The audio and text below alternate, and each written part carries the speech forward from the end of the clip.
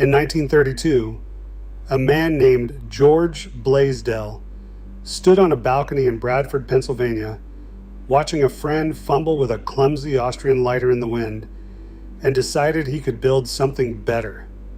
What he made would ride in millions of American pockets for the next 100 years.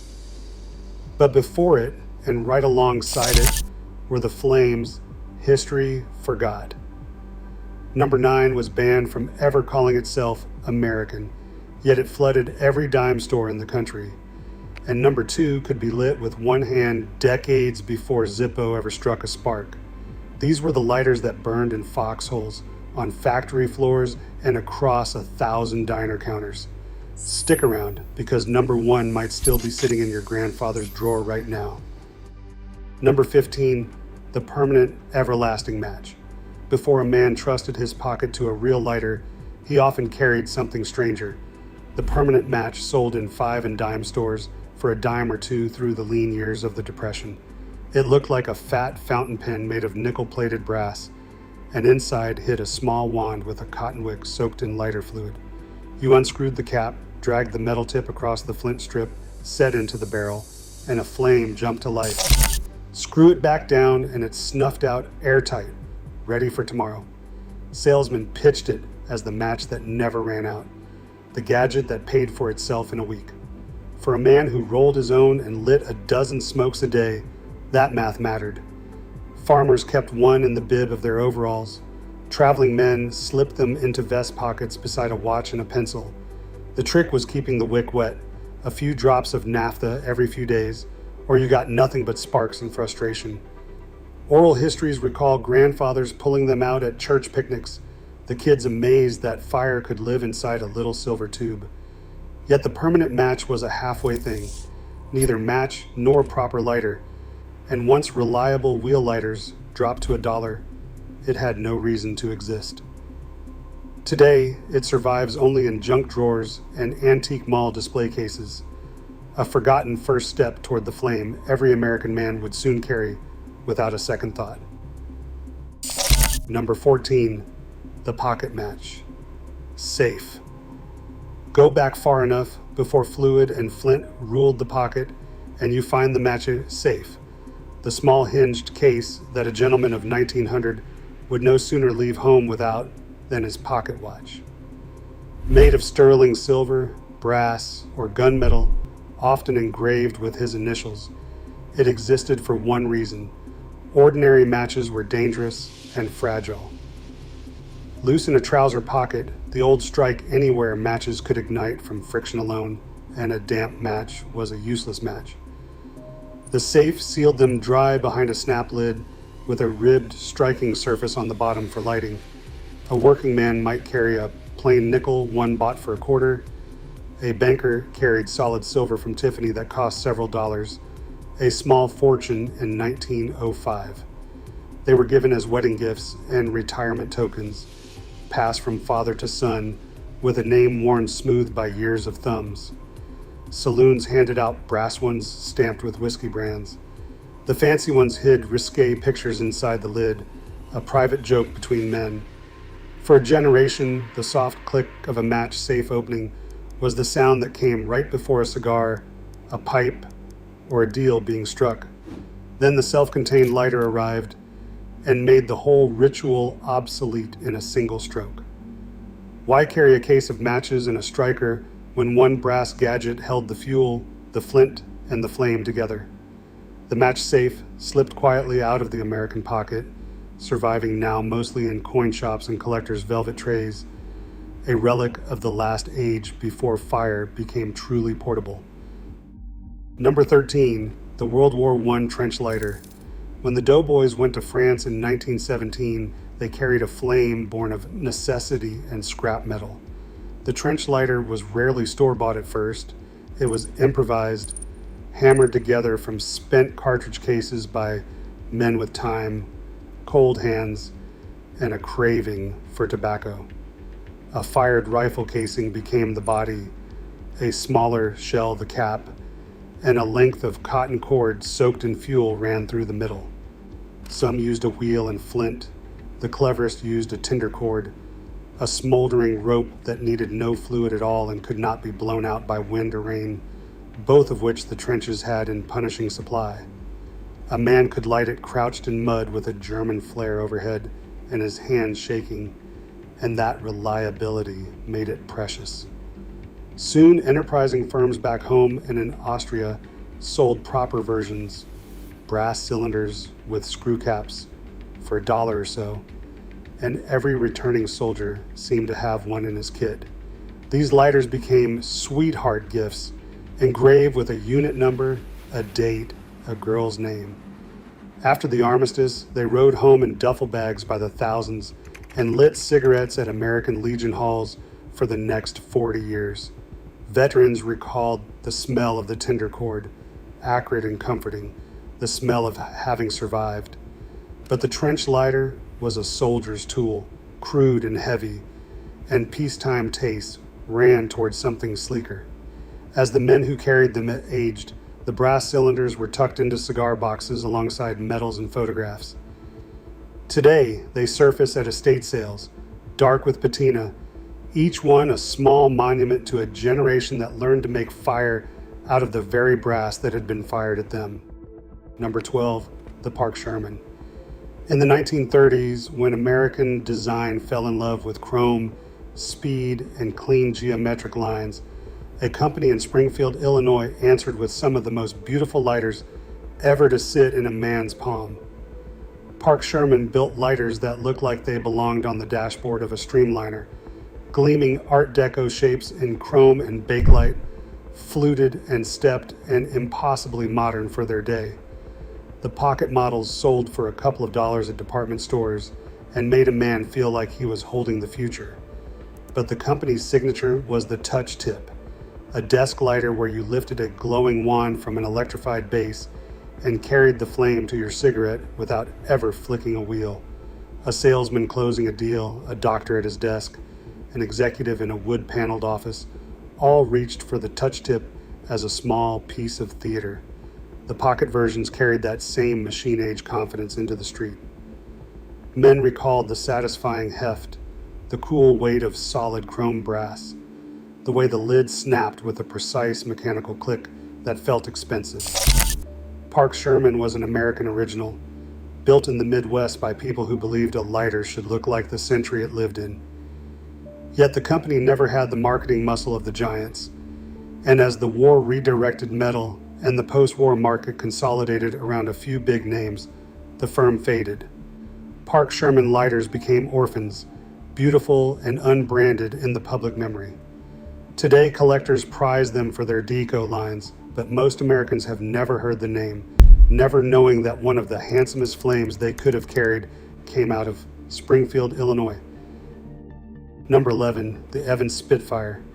Out of North Attleboro, Massachusetts, the jewelry-making capital of America, came a lighter that married a man's smoke to a woman's vanity. The Evans Case Company built compacts and cigarette cases for ladies, gleaming little works of enamel and engine-turned metal, and it brought that same jeweler's polish to the pocket lighter. The most beloved was the Spitfire of the 1940s, named for the wartime fighter, and built like a small jewel of chrome and engraved silver. Evans made the combination piece that defined an era of class, a cigarette case and lighter joined as one, so a man could flick the case open, offer a smoke, and light it in a single smooth motion that looked like something out of a movie. And in the movies it was, because this was precisely the gesture Hollywood leading men made 1,000 times under studio lights. The Spitfire sold for around $4 or $5, more than a working man's lighter, but worth it for the man who wanted to look like Bogart at the country club. Couples gave matched sets, his lighter and her compact, as engagement gifts. The engraving was the point. A Spitfire without a monogram looked half-dressed. Men recalled the weight of it in a dinner jacket pocket, the way the engine-turned surface caught the light of a nightclub. But Evans was a jeweler at heart, not a flame company, and when fashion turned away from the formal cigarette ritual and toward cheap, casual lighters, the elegant combination piece had nowhere to go.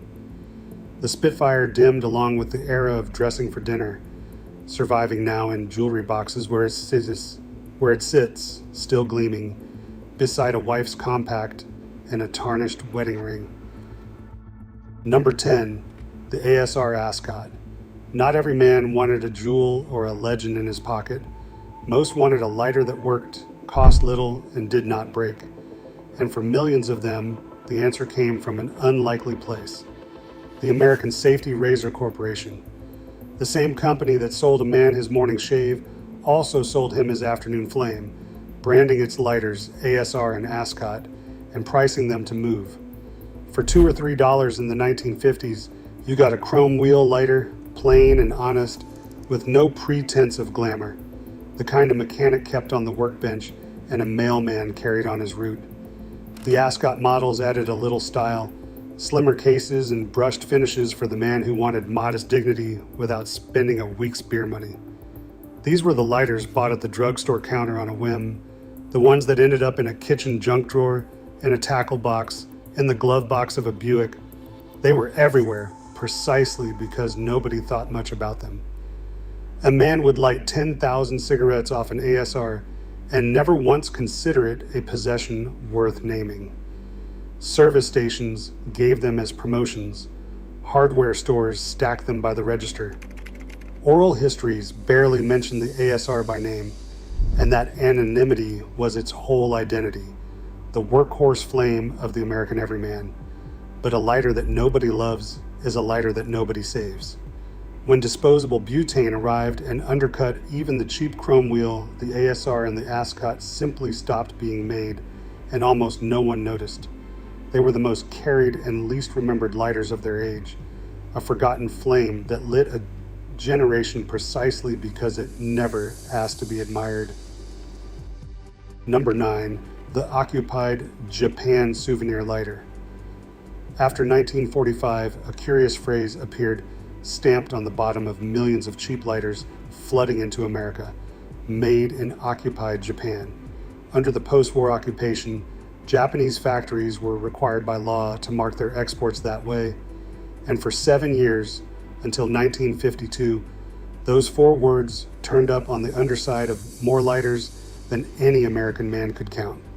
They were inexpensive, often $1 or less, and they imitated every famous design of the day: the lift arm, the slim case, the windproof model, all built cheaply and sold by the bin load in dime stores and tobacco shops.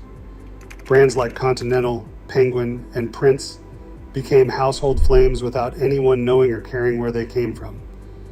GIS, returning from the Pacific, brought back fancier versions, decorated with cranes, dragons, and pinup girls, etched into the chrome the souvenir lighter that said, "I was over there." A man could buy 3 of these for the price of one name brand and not weep when he lost one at a ball game. They were the lighters of the working stiff, the teenager sneaking his first smoke, the GI showing off his war story at the bar. The irony ran deep. The country America had just fought now lit American cigarettes, cheaply and well. Quality varied wildly. Some lasted decades, some died in a month, but the price kept them moving by the trainload. When the occupation ended and the mark disappeared, Japan kept building lighters, soon better and cheaper than ever. The occupied Japan flame faded into the gray stream of post-war imports, remembered today only by collectors who flip a lighter over, read those 4 small words, and feel the weight of a whole vanished era in their hand. Number 8, the Nimrod pipe lighter. The cigarette man had 100 lighters to choose from, but the pipe man needed something special, and for him, there was the Nimrod. A pipe does not light like a cigarette. You need a wide, soft flame angled downward into the bowl, tamped and drawn until the tobacco catches without scorching the rim or singeing your thumb. An ordinary lighter sent its flame straight up and burned the fingers of any man fool enough to point it into a pipe. Nimrod solved this with a clever sideways chimney that turned the flame on its side, letting a man hold the lighter level over the bowl and draw the fire down where it belonged. The Sportsman and pipe lighter models, sold through the 1950s for $3 or $4, became the quiet badge of the pipe-smoking American, the professor, the country doctor, the father who smoked on the porch after Sunday dinner. The flame was wide and lazy, perfect for the slow ritual that pipe men prized above the hurried strike of a cigarette. There was a whole liturgy to it: the tamp, the first false light, the tamp again, the true light, the slow, contented puffs. Nimrod was built for that patience. Men recalled the particular soft roar of its angled flame, the smell of fresh burley catching, the way it sat in a tweed jacket beside a pipe tool and a tin of tobacco. But pipe smoking itself was already a fading art by the 1970s, edged out by cigarettes and then by the long retreat of smoking altogether. As the pipe men aged out, the lighter built just for them had nowhere left to go. The Nimrod went cold along with the porch pipe, a specialized flame for a vanishing ritual that almost no one remembers needing. Number 7, the Colibri. There was a man who wanted his lighter to be a little bit magic, and for him there was Colibri. The company built its reputation on the self-starting lighter of the pre-war years, one of the first that lit with a single press of a lever rather than the clumsy flick and roll of a thumb wheel, a small miracle of engineering that felt like wizardry to a man used to fighting for his flame. But Colibri's real leap came later, in the 1970s, with the Molectric, an electronic lighter that needed no flint at all. You pressed a button, a tiny crystal inside snapped under pressure and threw a spark, and the butane caught. No wheel, no abrasion, nothing to wear out. To a man in 1974, this was the space age in his palm, the same piezo electric trick that would soon light every backyard grill in America. Colibri wrapped this marvel in slim, jet-set cases of brushed gold and black lacquer and priced them for the man who wanted to seem a step ahead, the executive, the airline pilot, the fellow who had just bought a quadraphonic stereo. It made the perfect gift, engraved and boxed. The lighter that announced its owner kept up with the times. Men recalled the strange, clean click of it, no scratch of flint, just a precise electric snap and a flame. But technology that dazzles in one decade looks ordinary in the next. And once piezo ignition trickled down into throwaway plastic lighters at the gas station, the magic evaporated. Why pay $40 for the trick when $1 bought it at the register? Colibri's electronic wonder became a common convenience, and the brand that had twice put the future in a man's pocket slipped from memory, its early genius forgotten the moment everyone else caught up. Number 6, the Scripto Vu-Lighter. Down in Atlanta, Georgia, a pencil company built one of the most charming lighters America ever carried, and then watched it vanish. Scripto made writing instruments, but in 1962 it released the Vu-Lighter. Its trick was right there in the name. You could see through it. The fuel tank was clear plastic, and inside that little window a man could put whatever he liked. Scripto sold them filled with tiny scenes. Fishing flies suspended in the fuel, golf tees, dice, a 4-leaf clover, the logo of a man's union, or his lodge, or his bowling team. For $3 or $4, a fellow got a lighter that was also a private little shrine to whatever he loved. A fisherman carried trout flies floating in the tank, a gambler carried dice, a proud father carried a tiny photo. Companies ordered them by the thousands as promotions. A man's employer, his beer brand, his car dealer, all glowing up at him every time he lit a smoke. That was the genius of it. The Vu-Lighter wasn't just a flame, it was a small piece of a man's personality riding in his shirt pocket. Oral histories recall trading them, comparing them, and the salesman who handed one out with his card already curled inside. It was distinctly, cheerfully American, the lighter as billboard and keepsake at once. But the clear plastic that made it special also made it fragile, prone to cracking and clouding. And as butane and disposables took over, the fussy little fuel window lighter could not compete. Scripto went back to pens and quietly let the Vu-Lighter die. Today they are beloved by collectors. Precisely for those tiny worlds trapped in plastic, each one a forgotten window into exactly what one American man, long gone now, decided to carry close to his heart. Number 5. The Ronson Varaflame. For 30 years, lighter fluid ruled the American pocket, and every man knew its drawbacks. The smell, the evaporation, the way a lighter left in a drawer went dry and dead by the time he needed it. Then Ronson, the great Newark firm that had dominated lighters for decades, bet its future on a new fuel, and the Varaflame was the result. Butane changed everything. Pressurized gas in a sealed tank meant no soggy wick, no naphtha stink on a man's fingers, no flame that died because the fluid had quietly vanished. You could set the flame height with a little wheel, low for a cigarette in a breeze, high for a cigar or a campfire, and it lit clean every time. Launched in the late 1950s and priced from around $6 into the teens for the fancy models, the Varaflame was the modern man's flame, the one that said its owner had moved on from his father's smelly fluid lighter. Ronson dressed it in slim chrome and gold tone cases and sold it as the height of post-war sophistication, the lighter for the man with a hi-fi and a finned Oldsmobile. It worked beautifully, and for a while Ronson looked unstoppable. But Ronson made a fatal misjudgment. It believed the future was in expensive, refillable, brand-name butane. Instead, the future was cheap. When a small French company started selling disposable butane lighters for pocket change, the entire logic of owning a fine, refillable lighter collapsed. Why baby a $15 Varaflame when a throwaway lit just as well and cost a quarter?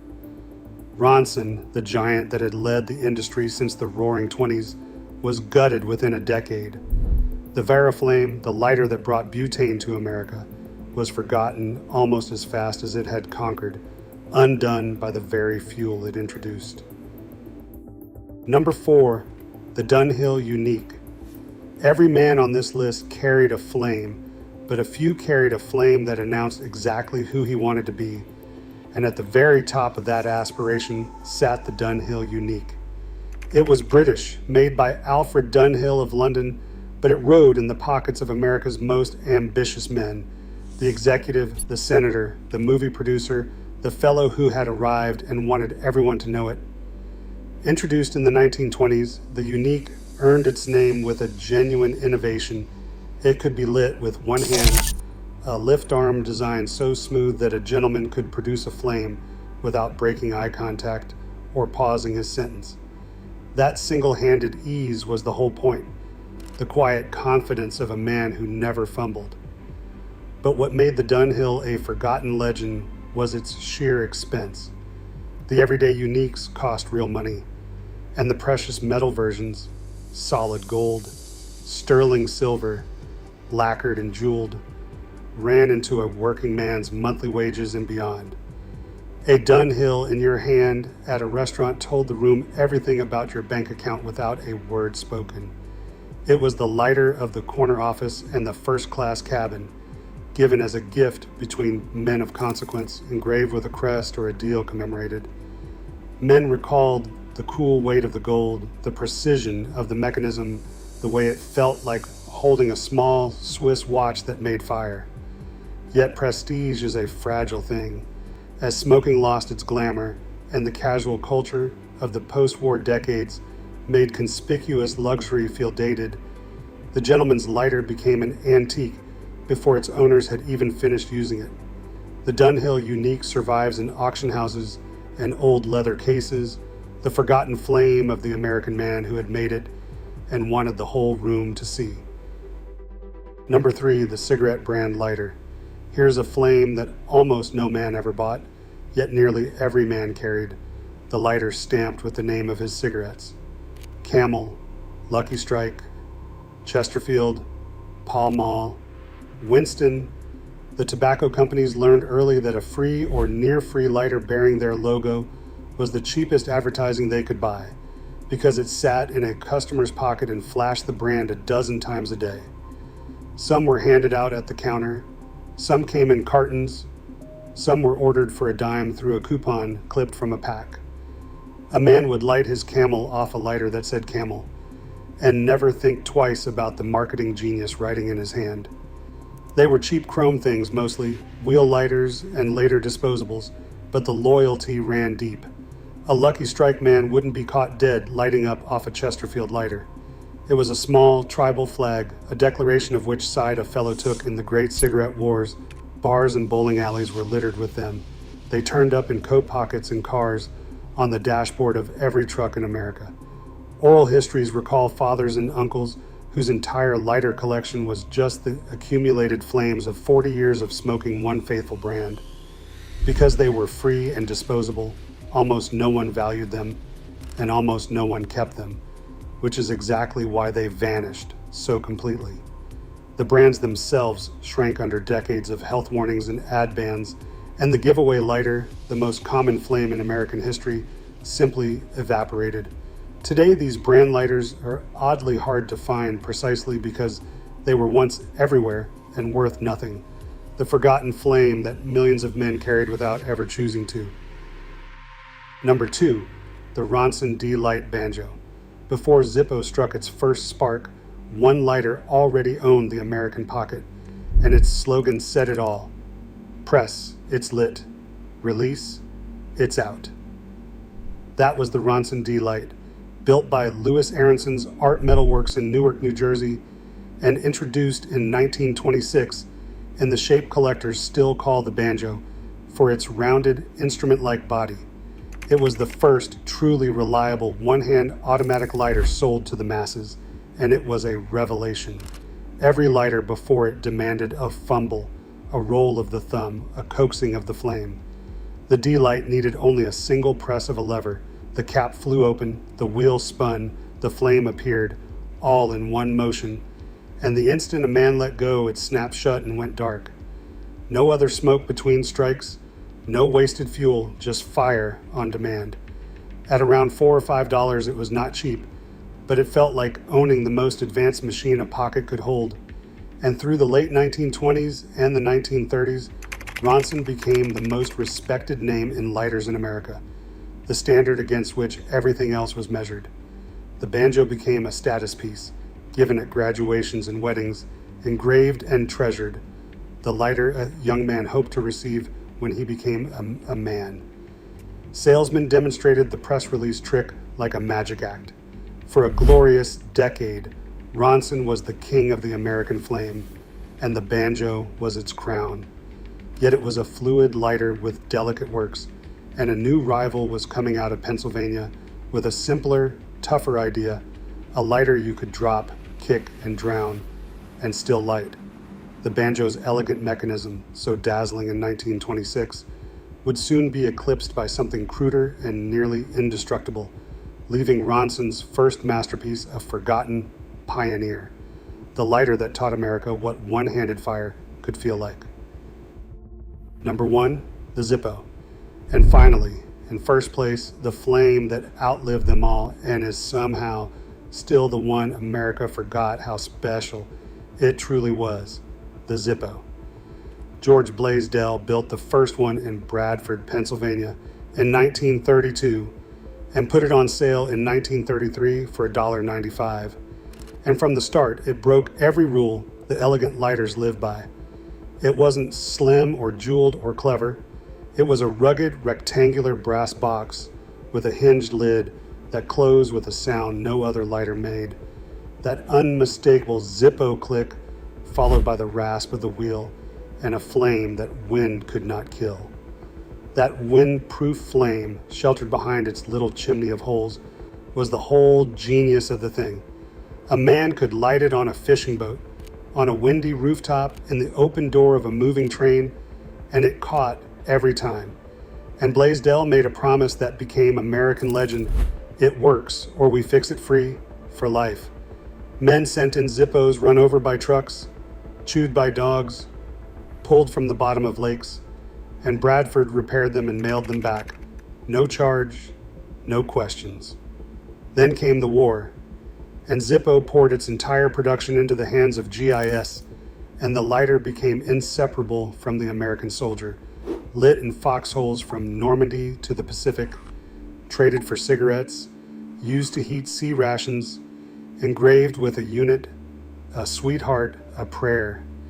In Vietnam, men carved their own bitter poetry into the brass, and those scarred lighters are relics now. Through every decade since, the Zippo click has meant the same thing. Dependability you could carry in your jeans. It survived the fluid era, the butane era, the disposable era, and the long decline of smoking itself, still made in Bradford, still guaranteed for life. We forgot what it was, not because it vanished, but because it never did. The one flame on this list a man could still pull from his grandfather's drawer, flick open, and light on the first try. That's 15 flames that once rode in American pockets, from the silver match safe of 1900 to the indestructible Zippo, still clicking today. Some vanished into junk drawers, some into history, and a few are probably still hiding in a box in your attic right now. So here's my question for you. Which one did your father or grandfather carry? Drop it in the comments. I want to know whose family kept the Scripto with the fishing fly inside, and whose grandfather still has that engraved Zippo from the war. If this lit something up for you, hit subscribe, and I'll keep these old flames burning.